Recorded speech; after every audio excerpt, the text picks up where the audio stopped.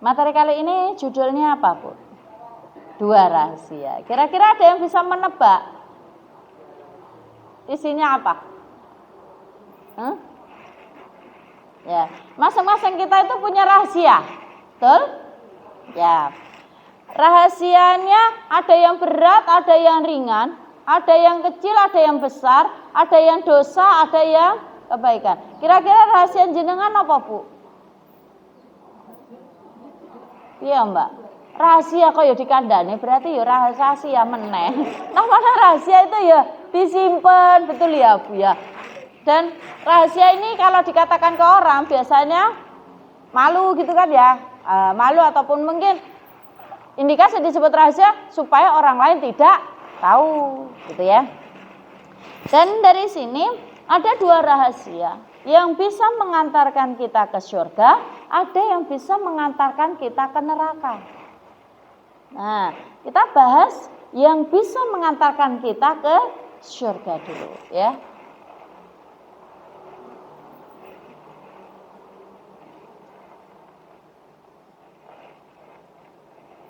Apa itu yang bisa mengantarkan ke surga? Yang pertama adalah, yang di sini ada satu saja. Apa itu? Amal solih yang disembunyikan. Ya, jadi kalau membantu ke surga itu ada amal rahasia. Yaitu apa amal rahasianya? Amal solih yang hanya dia dengan Allah yang tahu. Tidak ada orang lain tahu kecuali dia dengan Allah. Apakah semua orang bisa melakukan ini? Tidak. Hanya orang tertentu, Bu. Kalau orang munafik berat, Bu. Orang munafik itu dia kan semua pengen nge-blow up, pengen meng-up, pengen menceritakan semua amalan kebaikan dia. Itu kalau orang munafik. Ya, innal munafiqina yukhadi'unallah, ya. Orang munafik itu berusaha menipu Allah. Akan tetapi wa huwa khadi'uhum, akan tetapi Allah yang telah menipu mereka. Orang-orang munafik itu ada 3 ciri ya, Bu ya.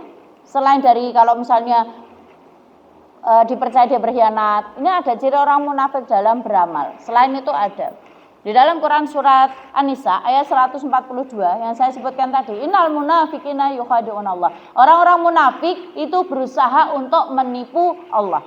Menipunya bagaimana?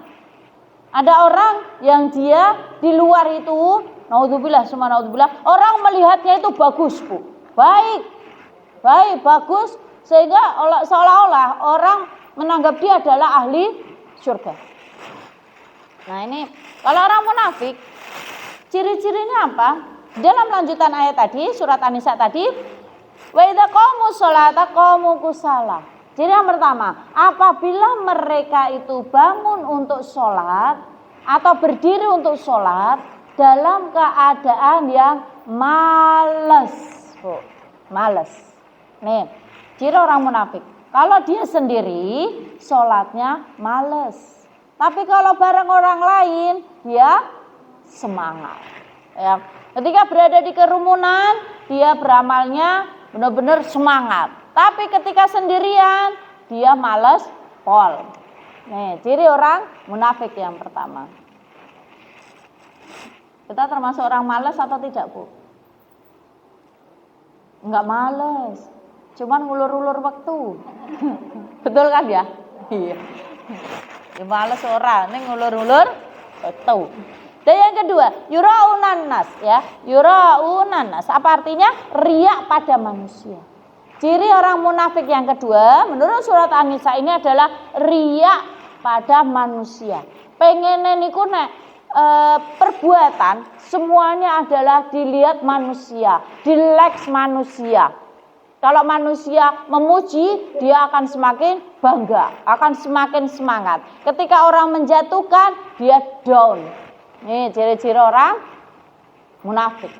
Ya, jadi orang munafik ini mereka nggak bisa, Bu, suruh menyembunyikan amal itu, nggak bisa, karena dia harus diketahui semua amalan orang itu, semua amalan dia harus diketahui oleh orang lain. Entah sholat dia, entah itu sedekah dia, semuanya.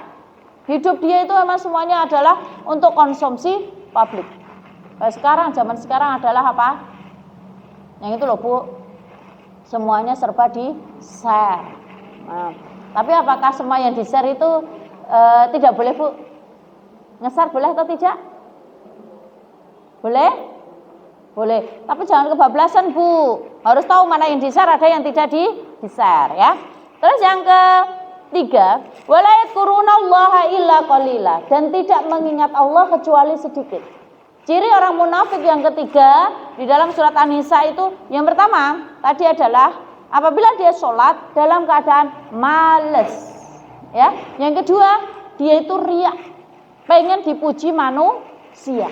Dan yang ketiga, tidak mengingat Allah kecuali sedikit. Jarang dia ingat Allah, jarang. Akan tetapi amalan itu memang sengaja dia perlihatkan. Kalau kita ngomong, semuanya kok kamu tontonkan, nggak masalah, ya, nggak masalah, diperlihatkan nggak masalah. Sampai dari bangun tidur sampai tidur lagi, kenapa kamu share semua kegiatanmu? Kenapa kamu share kebaikanmu? Ya, walaupun sebenarnya boleh atau tidak kita nge-share kebaikan? Boleh? Boleh. Share kajiannya. Share kajian hari ini boleh? Boleh. Share sedekah jenengan boleh? Lah katanya semua boleh. Boleh tidak Bu? Hah? Boleh tidak? Tidak. Nah kenapa kok kadang kalau misalnya waktu kita sedekah, Mbak saya satu dus ya, mie 1 dus, saya 200.000, boleh nggak? Nggak boleh. Ada yang nggak mau boleh? Oh, untuk menyemangati yang lain. Oke. Boleh atau tidak? Boleh. Boleh. Jadi ada yang boleh di-share, ada yang tidak boleh di-share. Ada dalilnya? Ada. Quran surat Al-Baqarah ayat 271 ya. Oke, kita bahas dulu. Amalan rahasia, amal sholih itu ada 2. Satu dalam hati, yang kedua amalan anggota badan. Kalau dalam hati hanya dia dan Allah yang tahu. Orang lain tidak tahu. Orang menilai A, B, C, D, E, F, terserah. Yang penting amalan dia hanya dia ketahui dengan Allah. Apa contoh amalan hati? Satu, yang baik tapi hanya diketahui oleh jenengan dan Allah Bu. Kita dengan Allah. Satu, ikhlas, betul. Yang lain? Yang ada di dalam hati tidak bisa dinampakkan. Ikhlas Mbak, ikhlas Bu. Ikhlas, saya ikhlas, ya Allah ikhlas, demi Tuhan, demi Allah saya ikhlas. Ikhlas itu tidak bisa diucapkan. Ikhlas itu letaknya dalam hati. Anda tidak bisa menjabarkan makna ikhlas itu sesuai dengan lisan. Saya ikhlas Mbak, ujung-ujungnya 3 tahun yang akan datang diungkit-ungkit. Ikhlas itu amalan hati. Yang lain, amalan hati, amal sholih yang ada di dalam hati selain ikhlas? Zikir. Bisa lisan, bisa hati. Selain itu apa? Itikaf, sedekah, amalan lisan apa amalan badan? Sedekah badan. Yang hati contohnya? Sabar. Sabar itu apa kelihatan Bu? Enggak, orang sabar itu enggak nampak. Hanya dia dalam hatinya itu kuat. Saya percaya Allah yang ada di balik ini semua dekengi saya, ibaratnya begitu. Selain itu, selain sabar, apa? Qanaah. Betul. Orang qanaah apa kelihatan Bu? Enggak ada. Dia menerima hidup dia suami dia diterima dengan lapang, kondisi ekonomi dia, anak dia, masalah dia, apa yang dia terima di hadapan itu, ya dia terima. Itu tidak ada yang tahu. Gak ada yang tahu kecuali dia dengan Allah. Selain itu istiqomah. Selain itu husnudzon. Kalau kita husnudzon apa nampak Bu? Gak nampak. Ya, istilahnya kan kalau kita ucapkan, tapi dalam hati kita baik sangka dengan orang lain, gitu ya. Kemudian apalagi khusyuk. Ya, khusyuk. Pernah di zaman Umar bin Khattab, ada seorang laki-laki, dia sholat ya Bu ya. Ketika sholat dia mengatakan Allahu Akbar. Jadi sampai ini apa? Pundaknya itu sampai ke atas. Dan dia sampai benar-benar seperti orang yang khusyuk. Umar menegur, wahai fulan, khusyuk itu tidak begitu. Khusyuk itu di dalam hati. Khusyuk itu tidak harus dinampakkan dalam anggota tubuh. Seolah-olah diam sekali begini. Khusyuk sekali. Tidak seperti itu. Ya, khusyuk itu di dalam hati. Sabar itu dalam hati. Ikhlas itu dalam hati. Tidak iri itu dalam hati. Karena itulah amal solih kita harus ditanamkan yang pertama dalam hati. Kita harus punya amal solih yang dirahasiakan, Bu. Tidak semuanya kita omong, ya. Yang kedua, amal solih anggota badan.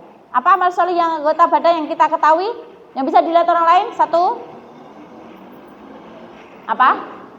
Sholat, terus sedekah, terus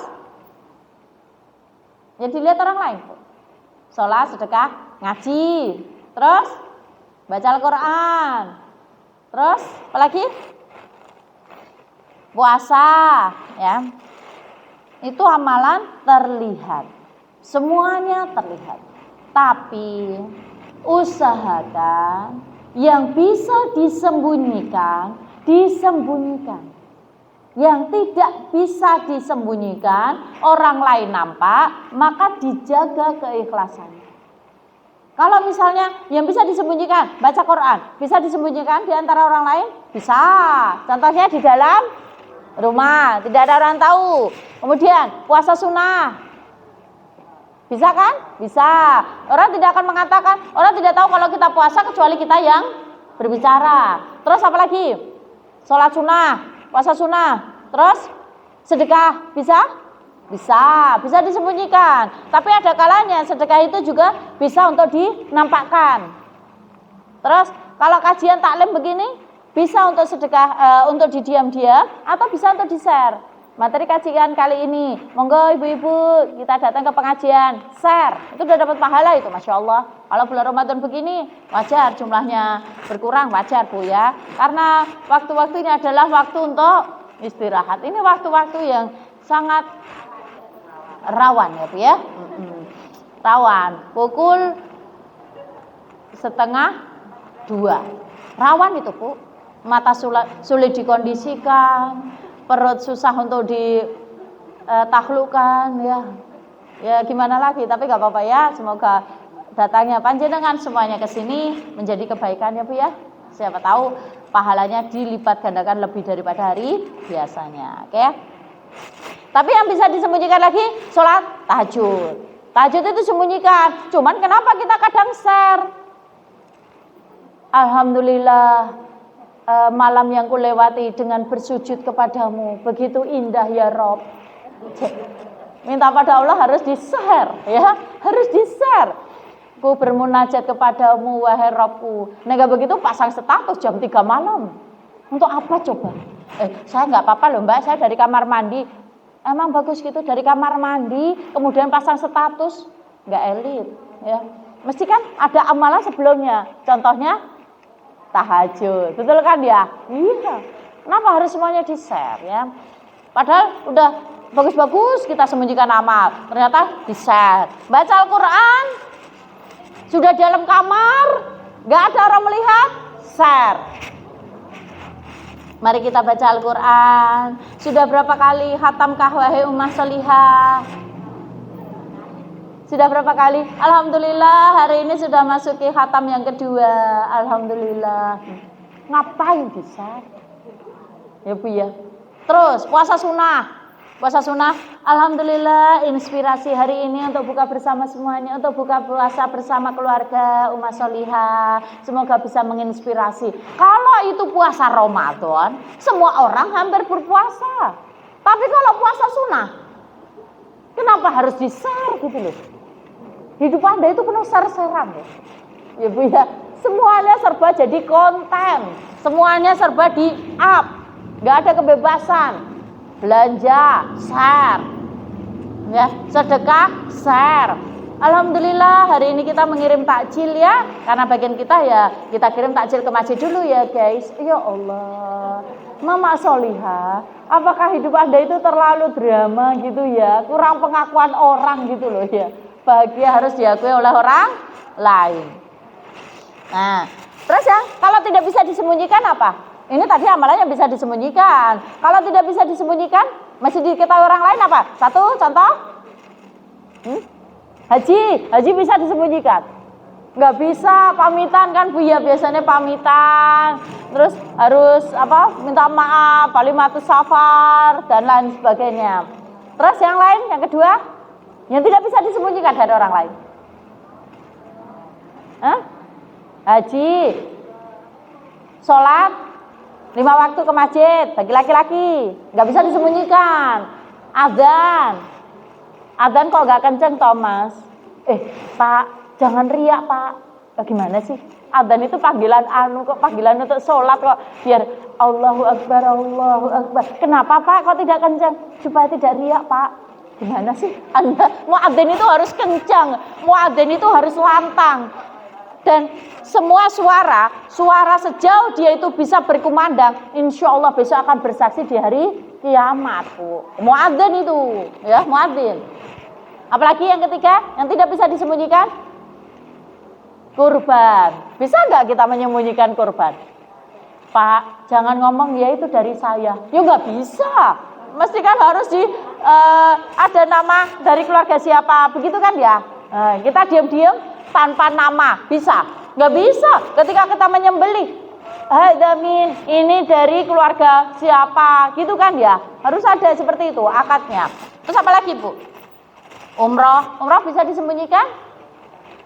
Bisa juga sih ya, kecuali kalau dia mau pergi sluman ya nggak apa-apa. Tapi kan orang biasanya kalau bekerja dalam yayasan instansi kan izin, keluarga juga izin, nitip anak, nitip rumah juga izin, ya ada adabnya.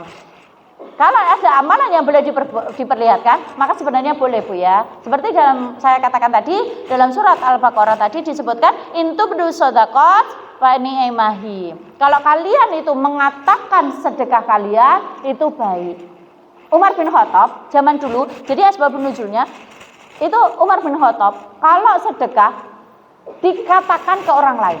Maksudnya orang lain tahu. Tujuannya untuk apa? Supaya orang lain termotivasi. Kalau Abu Bakar secara sembunyi-sembunyi, dan Allah tidak melarang sedekah dengan disebutkan tidak apa-apa, jangan nanti saya riak. Kalau jenengan takut riak, maka dalam lanjutan ayat selanjutnya disebutkan wa in tukhfuha, kalau kalian itu takut akan riya, datangnya riya, wa tu'tuhal fuqara fa huwa khairul lakum, maka kamu bisa langsung ngasih kepada orang miskin dan itu lebih baik untukmu. Bisa dibedakan ya, mana amal yang bisa disembunyikan yang membawa ke surga dan mana amal yang tidak harus disembunyikan. Bisa dipahami ini? Ya, ini yang pertama. Puasa sunnah, puasa sedekah yang dirahasiakan kalau bisa. Kita punya amalan yang membawa kita ke surga dan itu suami pun tidak tahu. Kira-kira apa?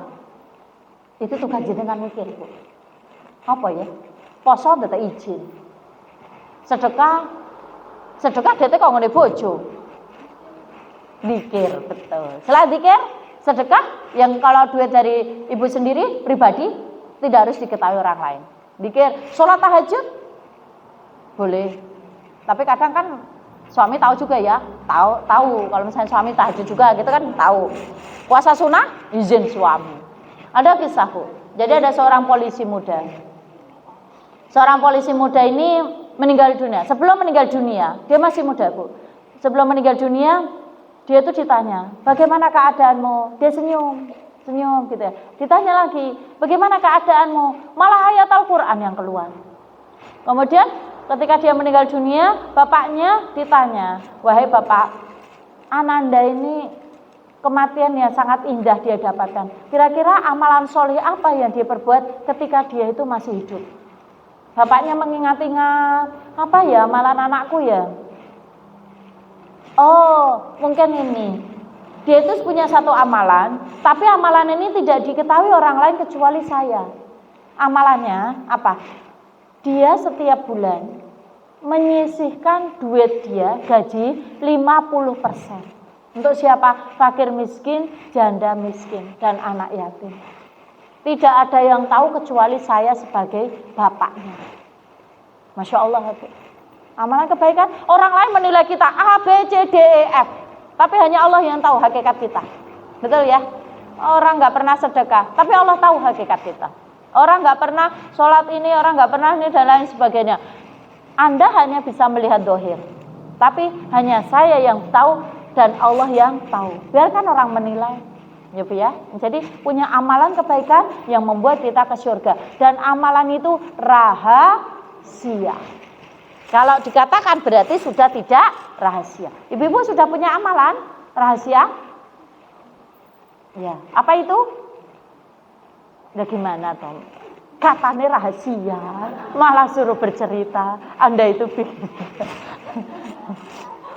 ya rahasia, ya Bu ya.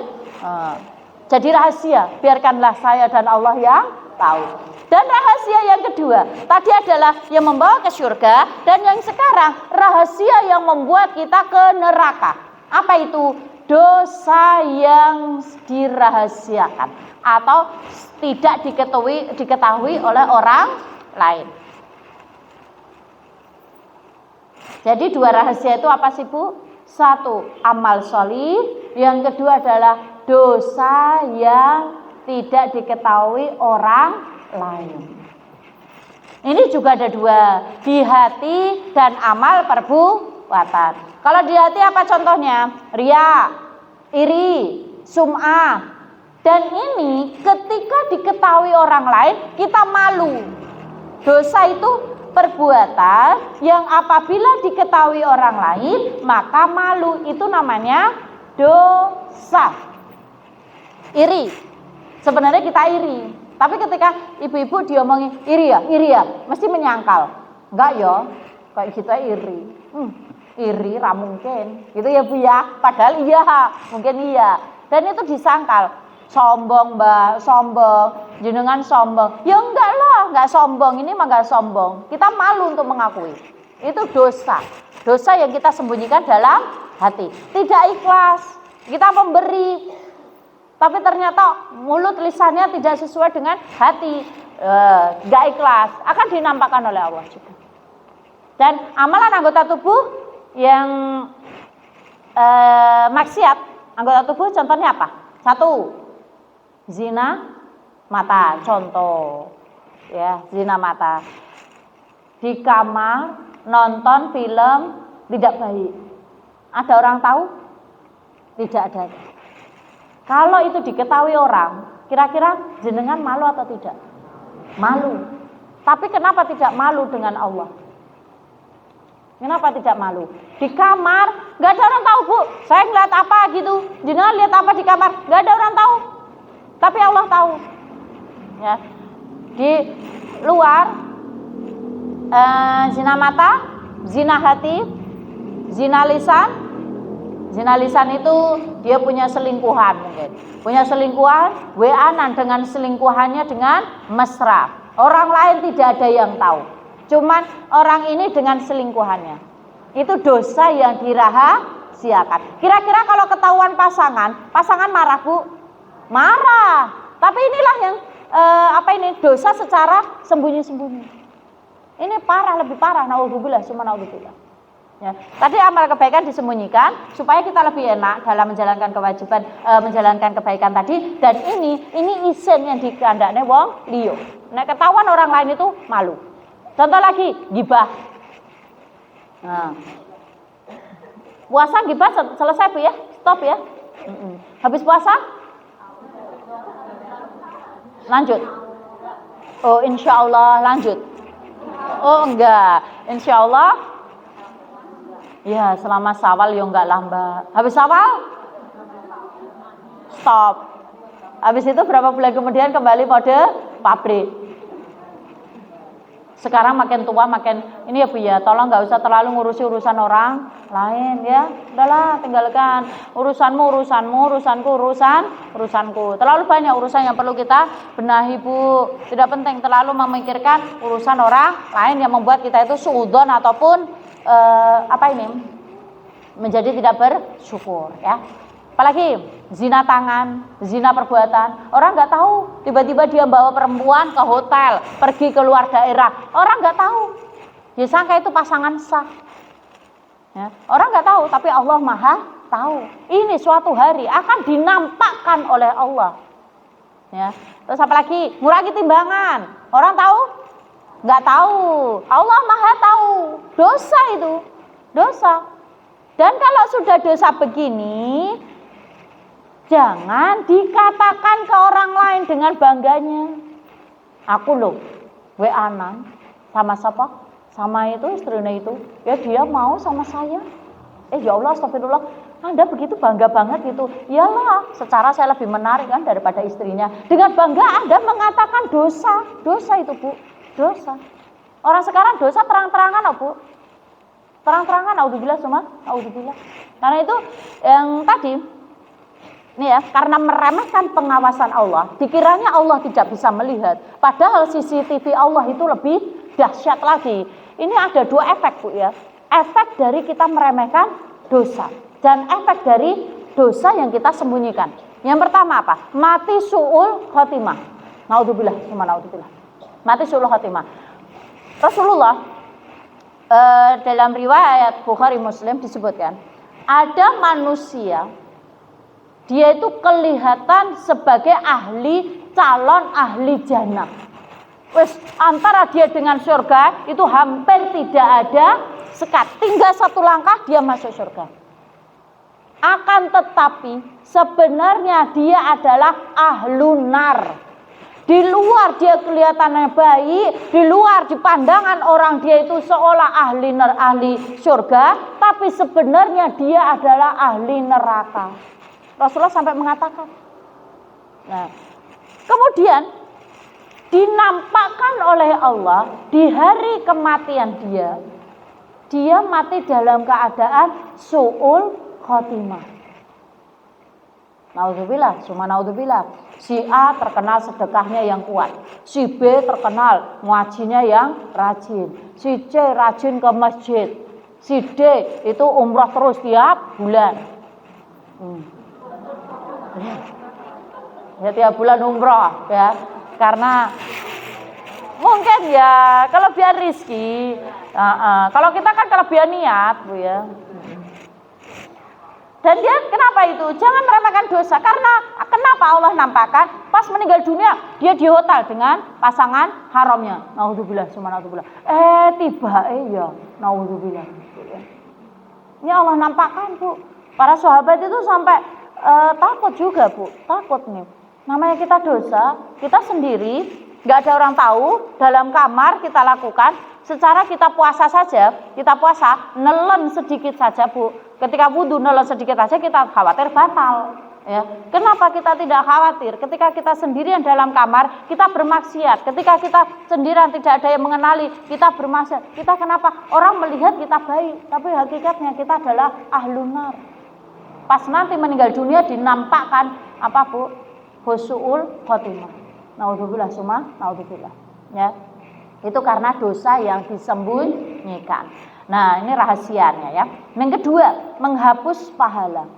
Yang kedua, kenapa kita itu dilarang? Memiliki rahasia, dua rahasia ya. Yang pertama rahasia yang baik, itu dianjurkan, yaitu amal soleh. Yang kedua, rahasia yang dilarang, dosa secara sembunyi, menghapus amal. Suatu hari Rasulullah SAW mengatakan, besok ada umatku yang dia membawa pahala sebanyak bukit. Akan tetapi Allah hancurkan, Allah leburkan amalan tersebut seperti abu berterbangan. Sahabat ketakutan, ya Rasulullah, kira-kira amalan apa yang membuat dia itu begitu? Jangan-jangan itu terjadi pada kita. Kita juga takut ya Rasulullah, kita sudah banyak beramal, kita sudah payah-payah, kita seolah-olah melihat kita itu ahlu surga, tapi ternyata kita masuk ke dalam ahlu neraka. Apa ya Rasulullah yang menyebabkan amalan itu membawa dosa, membawa kebaikan yang banyak, akhirnya berubah menjadi abu bertebaran. Hanya dosa yang didapat. Sahabat ketakutan, beritahu kami ya Rasulullah agar itu tidak terjadi pada kami. Rasulullah menjawab, dia dikatakan ya di sini, mereka itu saudara kalian, Muslim berarti. Dan mereka sama seperti kulitnya, seperti kalian. Ya, mereka sholat seperti kalian. Ya, mereka beramal seperti kalian. Mereka tahajud, bukan cuma sholat 5 waktu, tahajud loh Bu malahan. Mereka tahajud, ya. Akan tetapi mereka berbuat dosa dan maksiat dalam keadaan sendiri. Ya, naudzubillah, summa naudzubillah. Ya Bu. Orang yang bertakwa itu apa sih? Orang yang bertakwa itu orang yang nangis sendiri. Termasuk dari 7 golongan, 7 orang yang diberikan naungan oleh Allah di hari kiamat besok. 1 orang yang sedekah secara sembunyi-sembunyi, nomor 6 dan 7 ya Bu ya. Yang ke-7 itu laki-laki yang menangis sendiri. Dia mengakui dosa dia mengakui segala keburukan dia, tidak di hadapan orang lain. Nangis tengah jenenge manungsa gampang, tapi menangis ketika sendirian itu yang susah. Mumpung nanti malam masih malam 23, nanti digaspol ya Bu ya. Kita minta ampun pada Allah, nggak perlu di-share ya. Alhamdulillah malam ini begitu syahdu. Dapatku menangis terseduh-seduh untuk mengadu padamu wahai Rabbku. Masya Allah, jadi syair ya. Ya ini ya Bu ya, dari sini kita ambil konklusi atau kesimpulan. Yang pertama, miliki satu amalan rahasia yang jenengan dan Allah yang tahu. Orang lain tidak perlu tahu. Orang menilai kita A, B, C, D, terserah. Orang menilai kita baik ataupun tidak, itu urusan dia. Karena kita tidak bisa memaksa orang lain untuk menilai kita baik. Betul ya? Yang kedua, tinggalkan dosa rahasia. Yang mungkin hanya kita dan Allah yang tahu. Karena itu akan dinampakkan besok di hari akhir kematian. Naudzubillah. Orang menilai kita baik, tapi ternyata 1 jengkal kita akan masuk ke neraka gara-gara maksiat secara sembunyi. Nah, sembunyi jangan, terang-terangan juga jangan. Pandangan Allah itu lebih penting daripada pandangan manusia. Itu ya Bu ya, 2 rahasia yang harus kita ketahui. Itu dulu yang bisa saya sampaikan. Kurang lebihnya mohon maaf. Tetap semangat di akhir bulan Ramadan ini. Kejar target. Kejar Lailatul Qadar isi dengan kebaikan. Yang kedua, sedekah ditingkatkan di malam Lailatul Qadar. Bisa nanti untuk sedekah atas nama Bapak Ibu yang sudah meninggal. Boleh. Malam Lailatul Qadar itu kan bisa diisi terserah kita. Semua akan dapat Lailatul Qadar, tapi tergantung apakah dia dalam kebaikan ataupun dalam keburukan. Ramadan semua orang dapat, tapi tergantung satu dia dalam kebaikan atau satu dalam kemaksiatan. Ya. Sedekah, kemudian sholat rawih jangan ditinggalkan. Ya, head kan nggak bisa. Saya menyesal kenapa harus head. Head itu sudah takdir Bu. Semua bisa dilakukan kecuali sholat ya. Terus apalagi? Sholat rawih, sedekah, baca Al-Quran, berdoa sebanyak-banyaknya. Terutama Allahumma innaka afun tuhibbul afwa fa'fu anni. Minta kebaikan dunia akhirat untuk kita dan anak keturunan kita. Orang yang bisa umroh ke sana minta sebaik-baiknya. Dan kita kan orang umrah itu salah satunya adalah wujudnya umrah itu pengen doa makbul, betul? Tapi tidak semua orang diberikan kesempatan untuk umrah karena mungkin finansial dan lain sebagainya. Mumpung ini ada kesempatan doa makbul di malam Lailatul Qadar, tolong digas kebaikannya. Doa untuk jenengan dan anak keluarga, anak-anak ya Bu ya, anak-anak serta keluarga, untuk kita mungkin tidak bisa menyertai mereka terus, akan tetapi doa kita bisa menyertai mereka terus menerus ya. Minta ampun pada Allah atas dosa-dosa kita dan minta takdir baik untuk kita 1 tahun yang akan datang. Karena Lailatul Qadar itu salah satu malam penentu takdir 1 tahun ke depan ya.